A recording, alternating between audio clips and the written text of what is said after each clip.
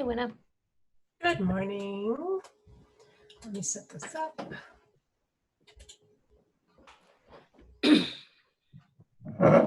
Okay, I think we're recording and ready to go. Great. Well, thanks everybody. Thanks for being here with us today.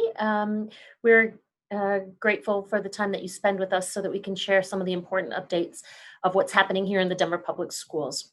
We are getting closer to welcoming more students back for in-person learning. So we do have several updates that we wanted to share with everyone. So last week, we extended our deadline out to September 23rd for middle school and high school students and their families to select in-person or virtual learning for second quarter. Families can do this online through our parent portal by filling out and returning the form to their school or by calling their school's front office. Once families make their choice, we will honor that choice through the end of second quarter, which will end around Christmas time. If family circumstances change and they want to move either from the in-person to virtual or virtual to in-person, they would need to work with their individual school on how they might be able to make those changes. Secondary students will be returning in a hybrid model. A hybrid model will include times during the week when they are learning using technology in a virtual setting and times during the week when they will be in person. There will be a minimum of 10 hours a week of face-to-face instruction. And the goal is to gradually increase in-person contact as we move through the school year, as long as the health conditions permit us to do that. Our deadline for elementary school students remained at the end of last week. And right now, we still continue to have about 30% of our families who are opting for the online option for virtual learning 100%. Do want to talk a little bit about where we are as a community with COVID and our COVID dashboard and the case reporting. It's something that we monitor every day and certainly something that I pay a lot of attention to and at times, multiple times during the day, check to see how things are going. It's obviously of critical importance to our ability to reopen schools effectively. So we do continue to work very closely with our local health experts, including the folks at Denver Health who are working with us, as well as the Denver Department of Public Health and the Environment, to monitor what's happening with COVID in Denver. Our readiness dashboard is regularly updated with information directly from Denver Health. These are not calculations that we do. They actually are calculations that Denver Health creates, both for DPS as well as for the city of Denver. Important information that we wanted to share, that's something that we actually receive from our local health experts. We are working on a DPS specific dashboard that will track the number of cases specifically in DPS, which we think will be really helpful. And will also help us make sure that we're communicating effectively when cohorts or schools are impacted. We want to be as transparent as possible with that information. In addition, we'll be providing all of our staff and families with further details on what steps are needed if a case is identified and what it'll mean if a cohort needs to move from in-person to virtual learning because of any quarantining. And we'll keep you updated as more information becomes available and as we work on that. So next, I want to share with you some updates around our Reimagining Montbello and the efforts in that community. As many of you know, our community has been very interested in the recreation of a comprehensive high school in the far Northeast since Montbello High School was reshaped into several small schools and closed in 2010. We're excited to share an update that we will be moving forward with filling this gap that has been missing for the last decade. The decision came after several years of community feedback that was further validated through conversations with students, staff, families, and community members, community-based surveys. Over 85% of the community and 89% of school staff on the campus support the return of a comprehensive high school in Montbello.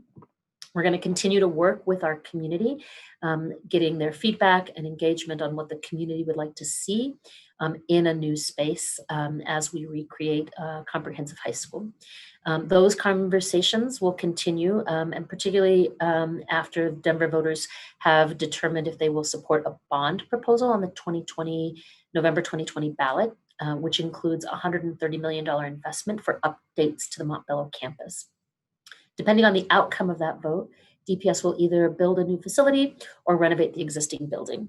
We're also working on plans to identify feeder middle school for the new high school to make sure that we have that continuous pipeline of students to go up into the high school. So we want to remind everybody, finally, that it would be great to get your help in reminding families to fill out their free and reduced price lunch applications. Since the beginning of the pandemic, the Denver Public Schools has provided over 1 million meals, both emergency meals during the stay-at-home order as well as meals over the summer. We're asking all of our families to complete the application by October 1st, even if you're unsure if you qualify and even if you're not planning on coming back in person. It is critically important that we have this information. This information does help us with the funding that we receive for Title I. You don't need to be a US citizen or have a social security number to apply. It's very quick and easy to do so online, and families only need to fill out one application for all of their students, even if they go to different schools. So we'd love to open it up and see if there are any questions that you may have. Thank you. First question, Teeny with the Denver Post. 2 of the readiness dashboard indicators are in the red. How, if at all, does that change the plans to return for in-school? Yeah, thank you. Yeah. So obviously it is critically important. We've been very committed to an open and transparent communication process, both with Denver Health and with the community around the dashboard.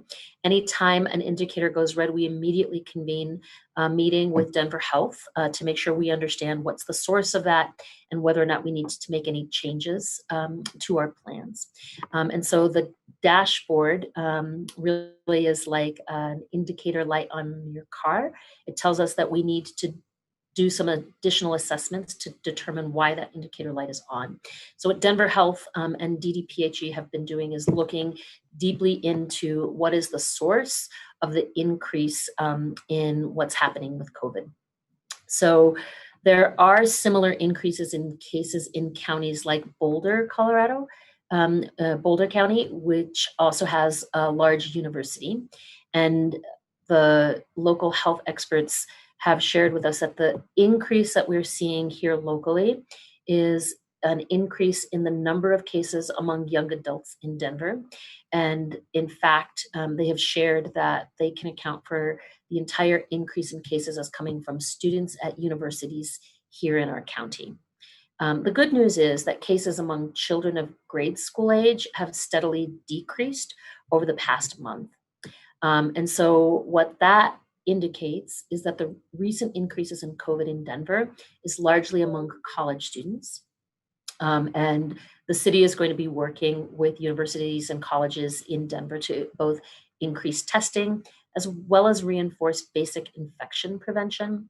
All of the things that we know will be very helpful to help slow down the spread of COVID. That's wearing a mask, making sure that we're practicing social distancing, frequent hand washing, good hygiene, outdoor activities.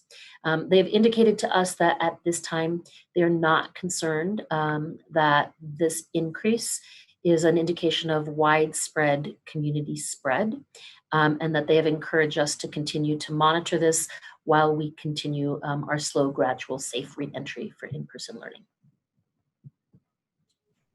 Thank you. Janet with 9 News asks, with the deadline to choose remote or in-person learning being tomorrow, can you talk a bit more about the hybrid model, how it will work for older students? Would it be 2 days of face-to-face instruction, 5 hours each to start?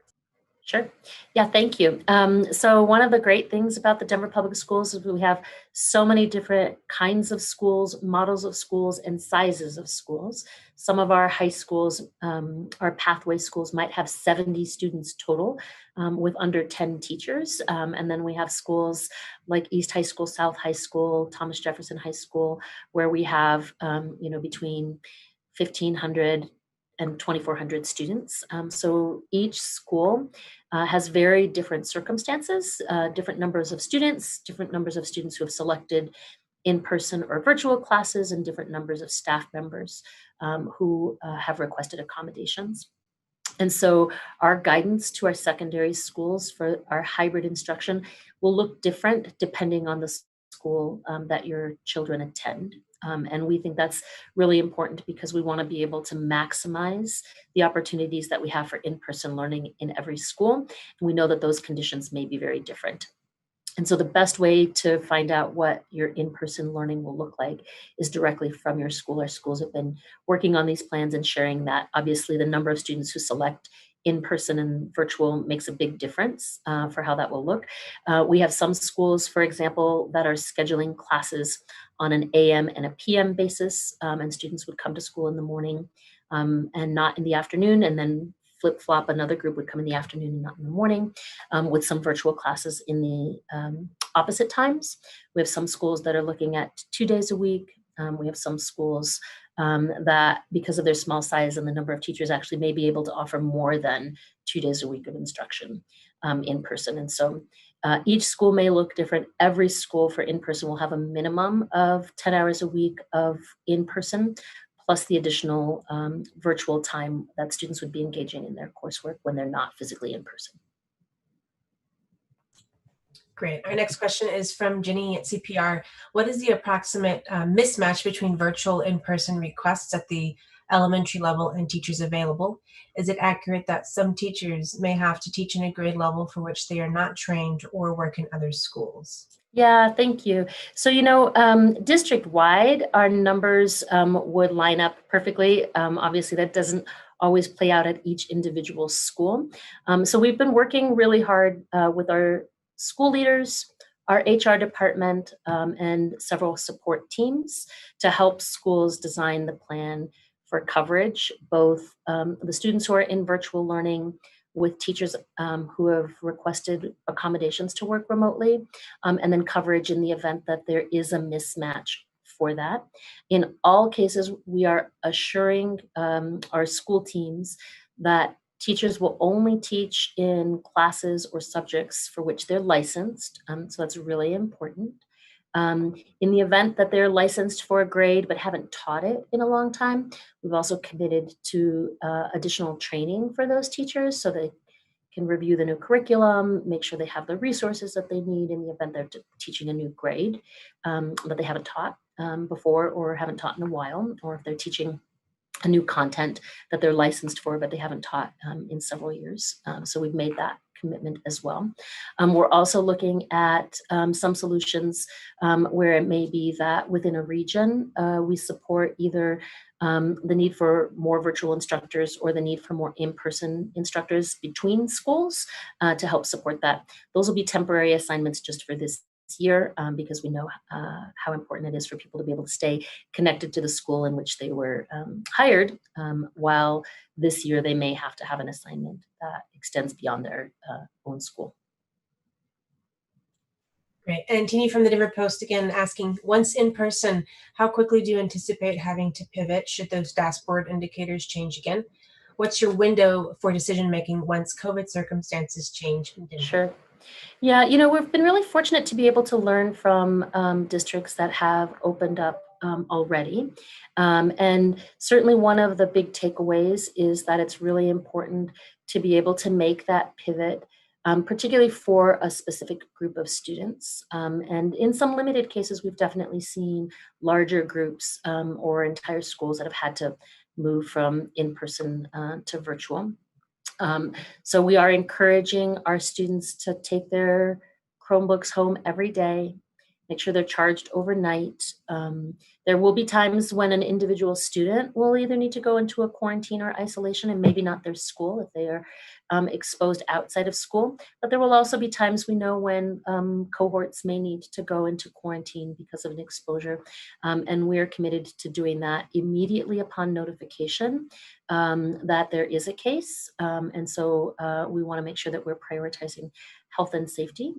We do have teams that are working 24 hours a day, 7 days a week. We know that people find out information about either exposures or positive cases all the time, including on the weekends, and we want to make sure that we're prepared to be able to respond immediately. Great. Melanie at Chalkbit asks, she has a question about the cohort size of 35 students. How did the district come up with that number, and why does it differ from surrounding districts? Sure. Yeah, thank you.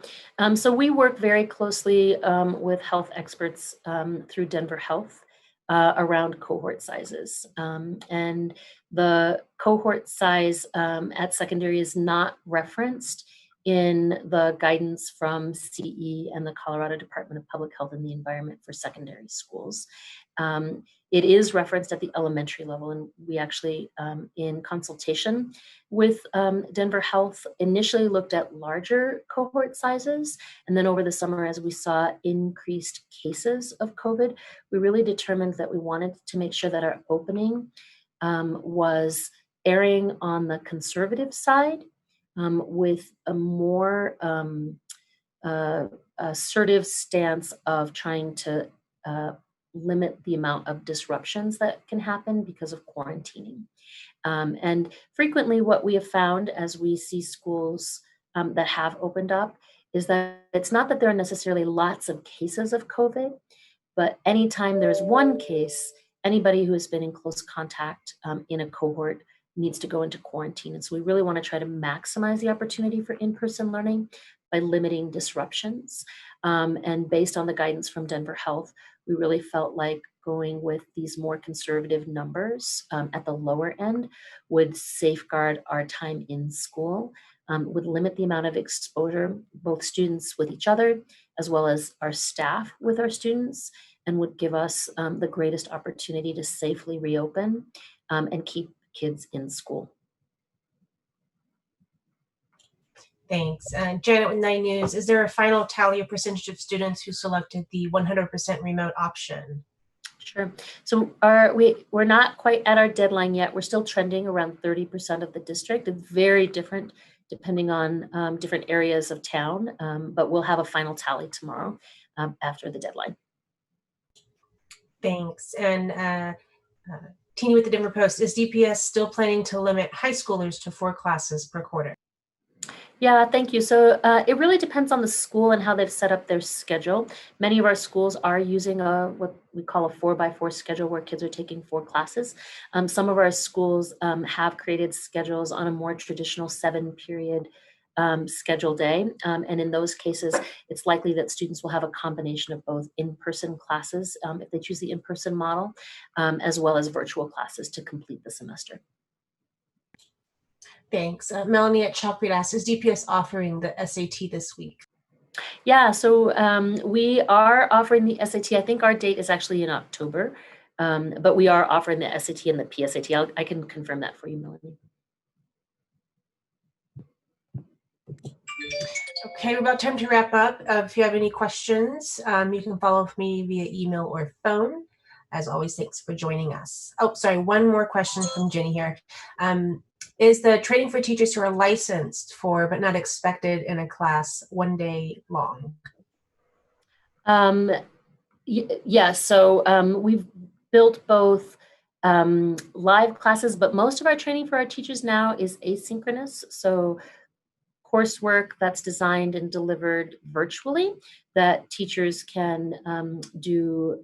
We have committed to provide a release day for teachers if they're teaching out of their current assignment. So if it's a 2nd grade teacher who's now teaching 5th grade, for example, we have committed to have a day both for preparation and to go through those training modules that they can do asynchronously anytime, but certainly with that day to prep with the new materials. There's a lot that goes into teaching. I have just incredible respect and regard for the work that our teachers are doing and putting in to lesson planning, both while we're in remote, but certainly as we think about everything that will go into getting ready to receive our students in person. The last thing that I'd just love to share is I've received so many great messages and done some terrific visits to schools that are welcoming our students back, and just incredibly grateful.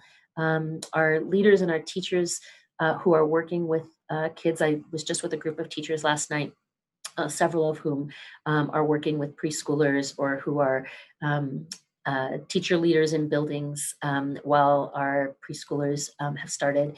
And they're just so excited. in many cases still nervous, but very excited to welcome kids back. We're largely hearing that with our little ones back in school, that kids are really adapting well to the new rituals and routines, that they're wearing their masks.